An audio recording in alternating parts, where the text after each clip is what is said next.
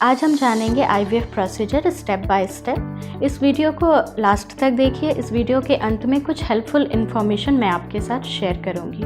Hello everyone, I am doctor Amrita Singh. I am consultant gynaecologist and IVF infertility expert working with pristine care Delhi. आज हम बात करेंगे IVF procedure step by step. IVF क्या होता है और हम उसे कब करते हैं?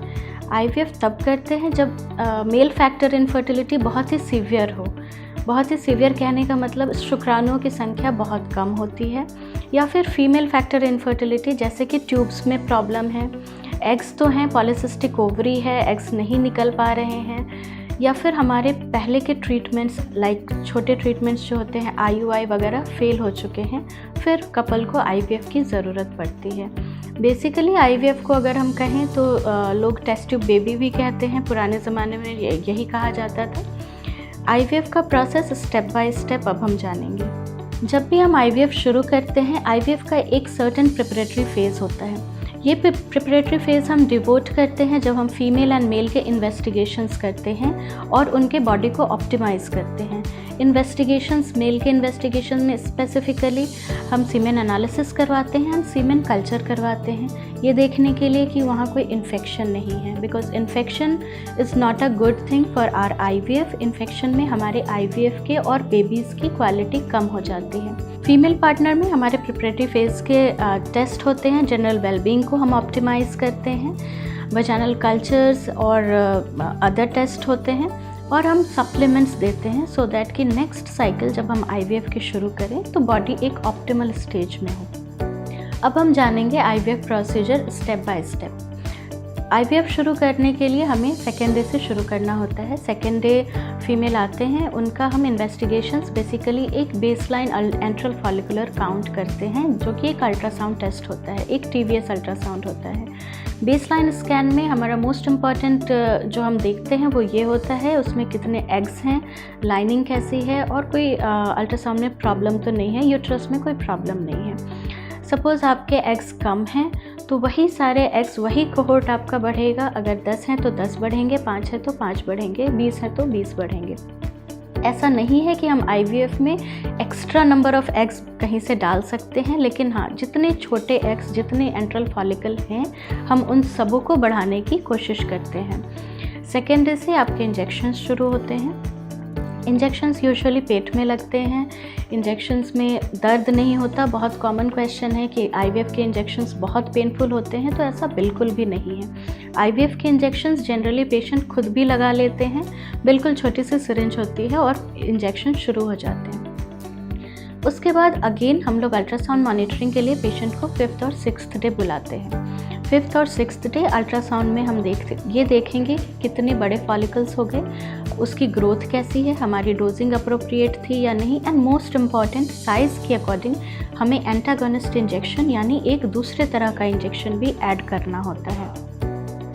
ये इंजेक्शंस यूजुअली 7 से 10 दिन के चलते हैं। इस बीच हम अल्ट्रासाउंड मॉनिटरिंग करते हैं, या तो अल्टरनेट डे पेशेंट को आना होता है या फिर डेली मॉनिटरिंग होती है।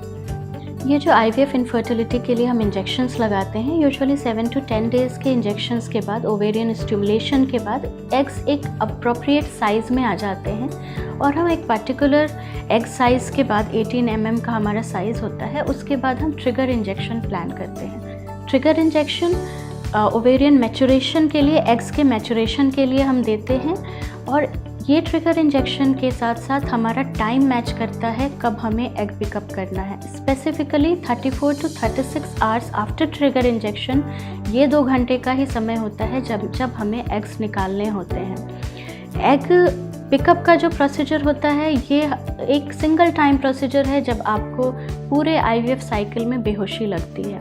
अब एग्स एंड सीमेन दोनों सैंपल हमारे लैब में हैं, और अब फर्टिलाइजेशन का प्रोसेस होता है। फर्टिलाइजेशन 2 तरीके से करते हैं। एक कन्वेंशनल आईवीएफ मेथड होता है एंड दूसरा ICSI होती है।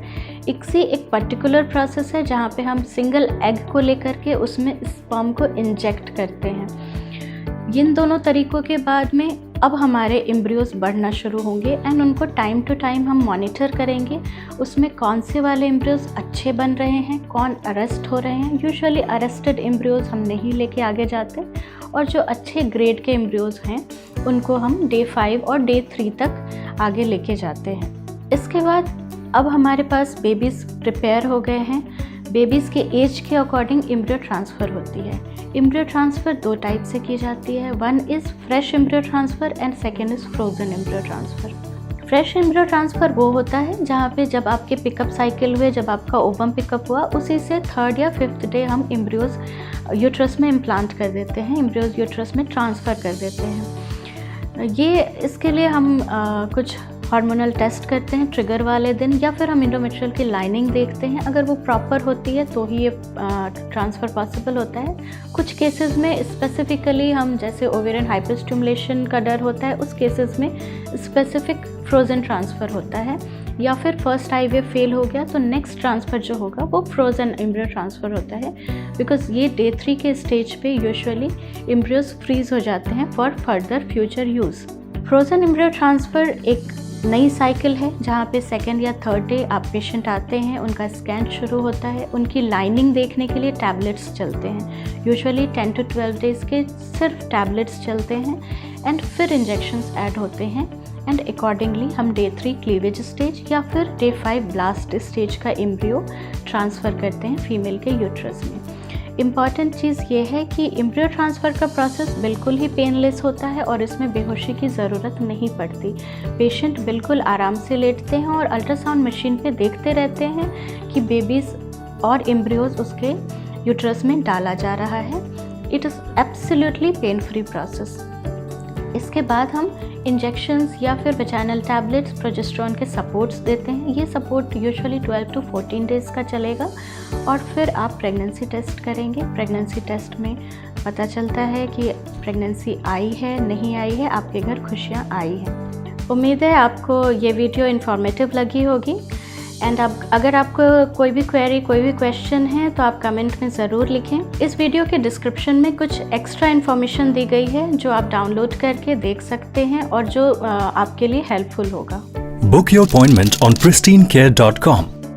Pristine Care.